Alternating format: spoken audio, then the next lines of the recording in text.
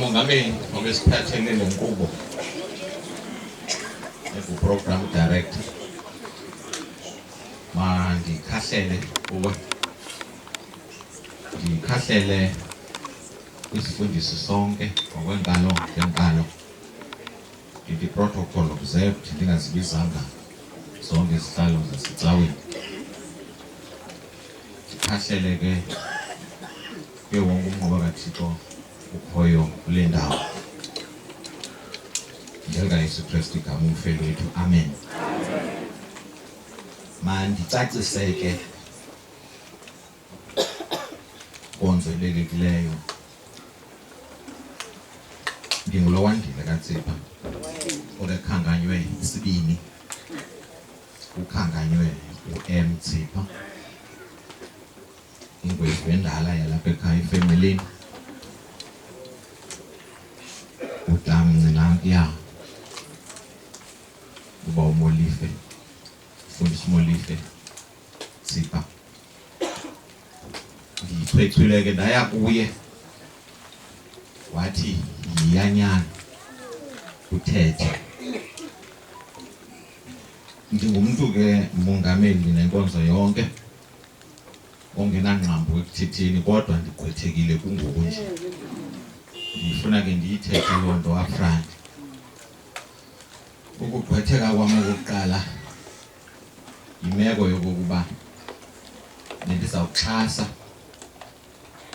utamnci xa ethetha ndabe ke ngoku ke ndingazilungiselanga besi siqithi kanti ndiza kusibamba sodwa kodwa ke phantsi kwemeko yokokuba kuthiwa ngena xa amanzi waqhelile ukhule umlumiso amarhewu avuthwe ndizokwenza ke ilizwi lombulelo ngokuthunywa kwifemeli yalapha ekhaya.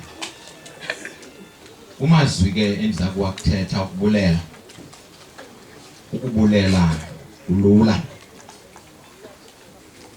Xa ndizawuthetha ke mphathi nkqubo nale nkonzo ndisenza amazwi okubulela mandibeke ngaphambili into ethi ukuthetha kwam nokukhankanya inkalo endizawubulela kuzo akusayi kuba kunika imbaluleko ngokukhankanya ezo nkalo ukwenzela into kokuba endikhankanye kuyo inkalo mgqibeli ibe ngathi mhlawumbi ngokubaluleka ayibalulekanga. Yiyo le nto ndithi ke mandiyibeke upfront into yoba isequence yombulelo wam will not be a reflection yokubaluleka kwabantu endizawuthetha ngabo.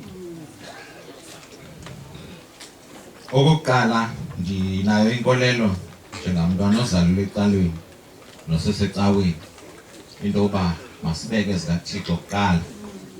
Ndicela ke into yokokuba ndenza elibulelayo uwe mphathi nkqubo oye waphefumlelwa nguThixo okokuqala uba mawusiphathele le nkqubo yanamhlanje. Siyifemeli yalapha ekhaya siyabulela asinasikhalazo. Sibulele kwisifundisi esikhoyo apha namhlanje esizokuthi kuthi thuthwini akuhlanga lungehlanga. Siyabulela kakhulu sisitsho ukuthi ubukho benu injongo ibe kucuntsula intlungu yindoda lendilele kule ndawo.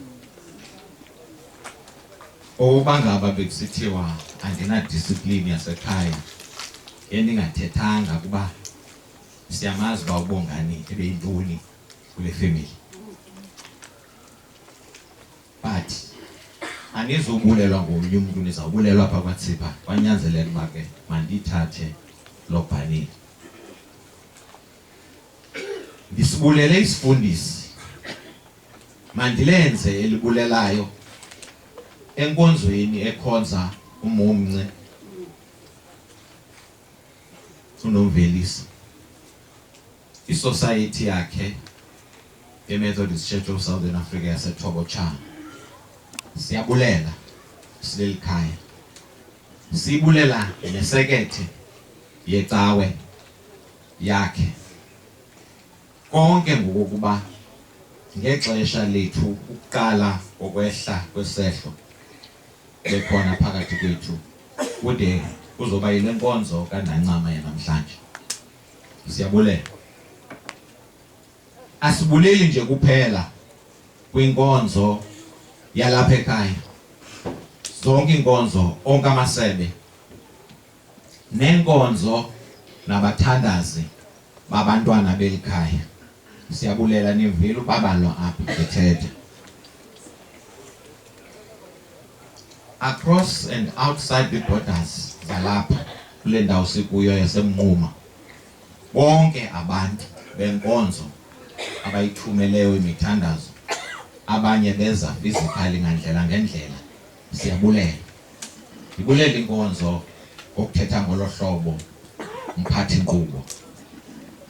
Yonke inkonzo kaKristu across zonke denominations, across amabandla onke, nabathandazi beziziqu ebebethandaza kweli khaya lalapha ekhaya, bezonika amazwi okusithuthuzela. Siyabulela. Sibulela kasazi uba kusithiwa ilizwi likaThixo alibulela, kodwa inyaniso esingazuyibalekela into yoba sisesentweni kuyanyanzeleka uba masibulele.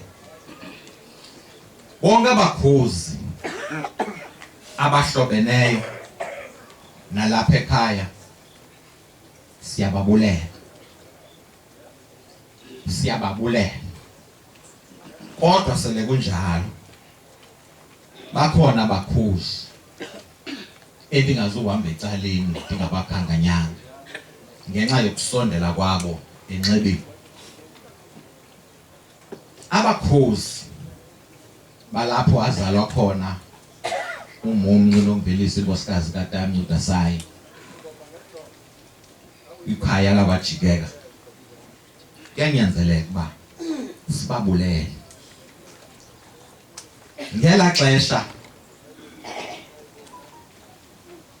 kwakungena iingxoxo neentetho zobulawo bucela ukuzalwana, sasingazi okokuba kungamathuba njena apho uthi ubone ivalue yokukushadiselana, kuba kaloku ngamaxesha emikhuhlane namaxesha emigcobo ubonakala ngelo xesha ukubaluleka kobuhlobo. Siyabulela sisithi mahlwana amahle asizisoli ngokuba saye selikhaya lamaMfene saba nokudibana nani ngenxa yala mama welikhaya. Sibulela kakhulu. Ndiphinde ndibulele kwikhaya abakhozi bakuloSimanya, ikhaya lakuloSimanya kwaMizolo Yosolo, ekudala nabo sikubona uthando lwabo apha ekhaya, kodwa iyonke loo nto leyo sithi uThixo makasinike inhliziyo zokwanele. Kuba futhi ke njengoba benditshilo kwasekuqaleni ndathi isequence endibabiza ngayo bonke abantu nenkalo endizibulelayo ayiniki imbaluleko kunabanye. Yonke irhamente kaThixo ekhoyo kule ndawo siyayibulela. Oomakoti bokuhlala nabalapha ekhaya, noomama bokuhlala nabamelwane nezihlobo abathi mhlamnene kwehla esehlo, abanqaba kweli khaya lalapha kwaDasayi, baloko bekhona xa kufika abantu abenze umthandazo nabazokuthi dudwini, bafike benzelwe amanzi ashushu, bagqugquzelelwe. Siyabobulela abo bantu. Silikhaya sithi umntu ngabantu. Njengoba silapha nje sonke nilapha kule ndawo, wonke umuntu ushiye ingxaki zakhe. Wonke umuntu ushiye ingxaki zakhe. Sine responsibilities sonke. Kodwa ngenxa into kokuba elikhaya lalapha ekhaya nilithanda, nabona into kokuba manizolilisana nathi kule ndawo. Sithi siyabulela, sithi nangamso, kodwa loo nto ingathi simeme inkonzo lolu hlobo nangenye imini, kodwa intetho yesintu yesiXhosa ethi nangamso xa ubulela. Ndiyambulela ngokukhwethwa ngumntakwethu Gabs uSimphiwe, kuba usodolophu walapha eMnquma ukhona apha phakathi kwethu. Naye ndithi siyabulela.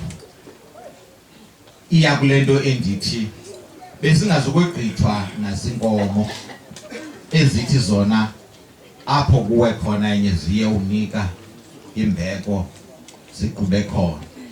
Ubukho benu ucunzula inhlungu uthi.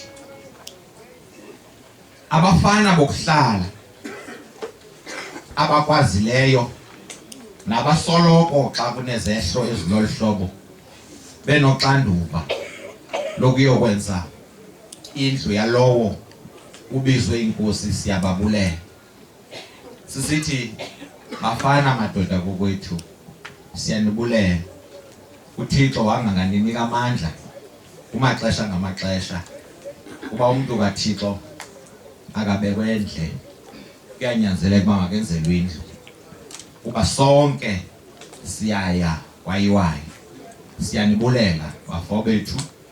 Sisithi i-contribution yenkonzo entle kaDabongs leyo eqalwe nini. Omama abapha ezimbizini nabatshakazi abatshiswa umlilo pha ezimbizini besenza into kokuba le mini yanamhlanje sisithi xa sivele ubeka eligorha sihlambe izandla, sithobe ngamanzi, siyababulela enokokuba abeva, kodwa umyalezo uhambile. Ikhaya lalapha ekhaya lithi enkosi. Mandiphinde ndikrwele umgca mphathe nkqubo kunye nesifundisi, because xa ibingekho inkonzo kule ndawo ibiyawuba ngumnqa. Ndinento ke ndithi mandiyibulele into yokokuba nisinyamezele singamamfene xa iprogram yethu mhlawumbi izawuthi gqine ezinto ezingaqhelekanga. There's always the beginning in everything. Izinto mhlawumbi ezithe zenzeka kule ndawo, there might have been the first things that could have ever happened emngcwabeni, but thina sile family sibone into yokokuba kwawuthi ukuze kube nokuxola ezinye izinto zenzeke. Ndithetha ke loo nto ndigudle abantakwabo bongane bebethetha kule ndawo, nosibali wakhe ubethethela udade wabo inkosikazi kaBongane.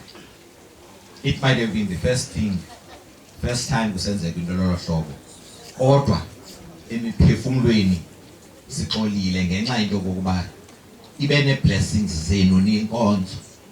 Khange nibe stubborn nithi icawe yethu ayinayo i-provision into lolo hlobo. That is a typical example yokunyamezelana kwamakholwa. Nazi uba izinto ngezinto zikukuthanda kaThixo, uba inkonzo yokukhupha inkonzo yokuxoxa. Ngaloo mazwi egameni lefamily siyanibulela. Wonke umuntu othe wazinika inxaxheba wenza into yokokuba le nkonzo ibe yile mpumelelo eyiyo, siyabulela. Okokuba ngaba ezifamily mhlawumbi zikhona izinto ezingaba siqhudizile kuzo bawumongameli, siyakuxoleleka. Njengomzekelo ukuzama ukubamba ixesha sibe ngathi mhlawumbi sixaxamisile okanye siyaxaxamisa. Senzela into yokokuba umuntu ebeze enomoya ukuza kule nkonzo ufike ixesha lokuba azaphinda ahambe ixesha lisavuma. uThixo ke wonke umuntu okule ndawo azamthwale ngezongalo zakhe ezinobele siyofika kwimnquba yethu siphilile. Basiyazi ukuba ixesha eline period lixesha ekuthiwa inyanga kawadloko, kodwa siyathemba uThixo ngumncedi. Xa sithe sacela kuye ngexesha elifanelekileyo uyasandisela kwizicelo zethu. Ngaloo mazwi mphathi inkqubo ndicela uba mandinciphe sisithi enkosi ngomso ndiyancipha.